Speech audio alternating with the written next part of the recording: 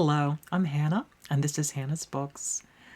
I mentioned in my last video that I haven't done a lot of reading lately, and I'm afraid that was very true. It hurt my VICTOBER experience and also my reading in early November. As for VICTOBER, I started Hester by Margaret Oliphant, the VICTOBER group read this year, and was really enjoying it, but I'm afraid I haven't gotten back to it since the day before my shoulder surgery. I did read a bit here and there of other VICTOBER books, and I think today I might only talk about Thomas Hardy's Tess of the D'Urbervilles, a reread for me and a book I have long loved. Sometime soon, I want to have a much more detailed discussion of the novel itself, but today I want to talk briefly about how it addressed a couple of this year's wonderful VICTOBER prompts and brought out some new thinking for me. First, the most obvious VICTOBER challenge related to Tess is probably Marissa's challenge to read something where a character experiences a change of class or social status. In Hardy's novel, the question of changing status lies at its very heart.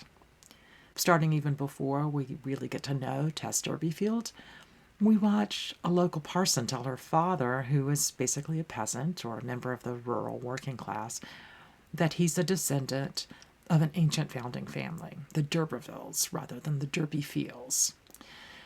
So we start with a fall of social class long before Tess and her parents were even born. Then we see them go through even greater economic straits. And Tess herself soon becomes what many people would have interpreted as a, quote, fallen woman who gives birth to a child out of wedlock. Over the course of the novel, we see both her economic status and sometimes her perceived moral status go up and down. I won't go into all the details here, but I'm not certain there is any novel more deeply connected to the question of what it means to experience changes in various forms of social status. Next, Katie's challenge to read something talking about friendship made me consider the role of Tess's friends, something I've always taken for granted, honestly. Hardy shows us that Tess had a community of female friends while she was growing up, but the friends we really get to know are the young women she meets when she's working in the dairy. We watch how they interact with each other, with jealousy and competition sometimes, but also with real care that continues to grow over time. Friendship is not a major theme in this book, and in fact, Tess's aloneness is part of the point of the book in many ways. But because of Kate's challenge, I started paying attention to the way this group of friends interact with each other, much more than I ever had before. Similarly, Roz's challenge to go empire spotting pulled out a series of big stories. One is, of course, the travel abroad that Angel Clare does, going to Brazil, which I don't think was part of the British Empire. Please correct me if I'm wrong. But certainly the idea of a young man seeking his fortune or seeking new experiences outside of Britain was a fairly common experience during the Victorian period, because of the workings of the British Empire. So I can imagine that maybe especially by the final years of the Victorian period when Tess was written, the idea of young people leaving home to make a name for themselves elsewhere might make travel to anywhere more appealing and maybe more reasonable in a way that might not have been true before the Victorian period. But I also want to talk about the theme of single working women that we see in this book, and actually in the Victorian period in general. Poor women have always worked, although often while married and usually close to home, whether as laundresses or seamstresses or weavers. But during the Victorian period, women, poor and not poor, were more often single and more often working in more public situations. I'm going to make an argument that part of that development was because of the British Empire. Many young men, and some older men, either joined the Navy, which supported the empire, or worked as administrators of the empire, or sought other opportunities. Sometimes they brought families with them, spouses, daughters, etc., but British women were often in very short supply in those areas. Actually, that escalated racial fears, I suspect, on the part of the white community, who were profoundly worried that their young sons might engage in either romantic or physical relationships with non white women, thereby threatening or, quote, watering down white Britishness. And of course, the converse was also true in Britain proper. Suddenly, there were more women than men. By the middle of the century, in fact, people were starting to panic about the growing number of single women. There were many more women of marriageable age than there were eligible men, therefore leading to increasing numbers of single adult women in the population.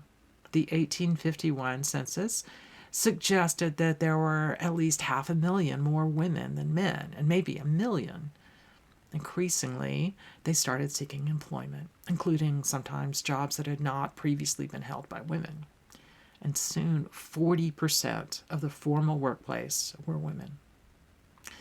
Certainly, there are other reasons for the social and cultural panic that British society seemed to feel about, quote, surplus women, but empire was a contributor, or at least I think so. There's more to say about VICTOBER at some point, but for now, let's skip ahead to the last day of October. In my last Reads and Rambles, while I was talking about Shakespeare, I mentioned that despite drinking a special Shakespeare-oriented tea flavor, I was surprised not to find a Shakespeare mug in the house, despite the fact that I probably bought a zillion Shakespeare t-shirts, etc., for my son, who was a huge Shakespeare nerd starting at a very young age.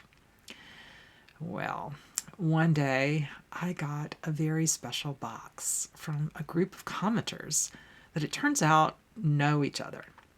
Knowing that I love tea almost as much as I love literature, they sent me a box of maybe a dozen literary mugs covering basically all my very favorite authors. I was astonished and incredibly tickled, too. I can't wait to show them to you, along with whatever I decide to fill them with along and along throughout the year. I used the first mug on Halloween. Like I said, there was a while recently where I didn't read much, but I did celebrate one day of POEtober, celebrating the work of Edgar Allan Poe, by pulling up a reading of Poe's story, The Telltale Heart, that I did a few years ago. I'll leave a link to my reading down below in the description box. And while I listened, I used one of these new mugs, this wonderful Poe mug. Filling it was a special autumn tea from Harney & Sons Fine Teas, their Halloween party blend. Named after Agatha Christie's novel of the same name. Actually, this is part of a collection of, I think, 3 teas celebrating Christie and her work, so it might be perfect for those of you who are participating in the Christie read-along coming up. Anyway, this is a black tea scented with pumpkin, cinnamon, ginger, maple, etc. It's delicious, and despite its name, I think I'll be drinking it all the way through November. I'll leave an affiliate link below. I know we're way past Halloween, but before I move on, I have 2 more things to show you. My tiny little Edgar Allan Poe planter with greenery for hair, and then also my favorite holiday decoration from around the neighborhood this year.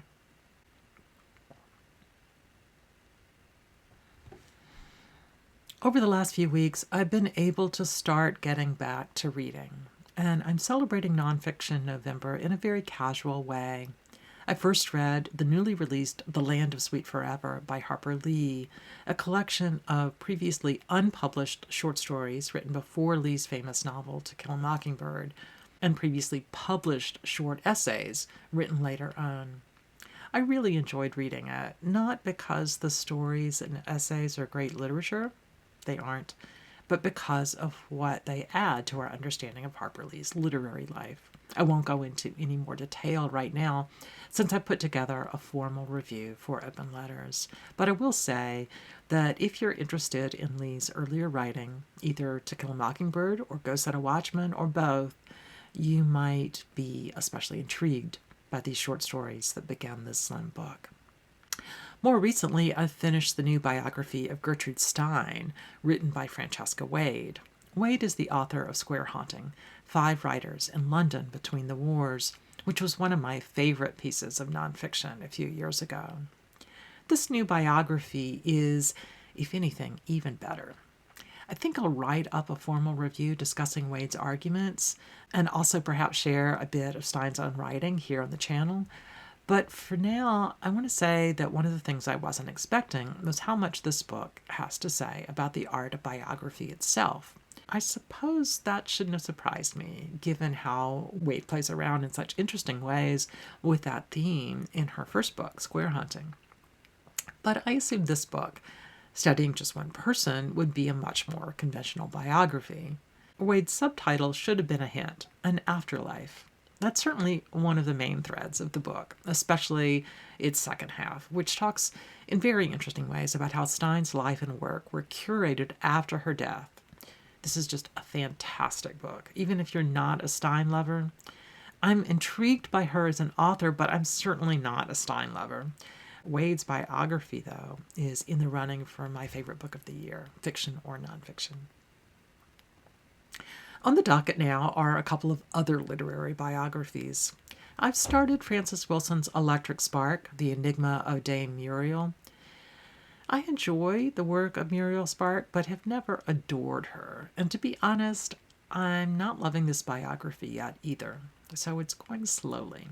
I know Frances Wilson is a very talented biographer, and I really loved her biography of D.H. Lawrence a few years ago, but at least so far, I keep putting Electric Spark off to the side instead of prioritizing it. Perhaps I'll get more absorbed by it soon, and I'll definitely let you know. And up next, I think, at least when it comes to the next literary biography I read, will be the very thick volume published by Nicholas Boggs, Baldwin, a love story, about the author James Baldwin. And I've heard really amazing things about it from a pretty diverse set of readers. It sounds wonderful.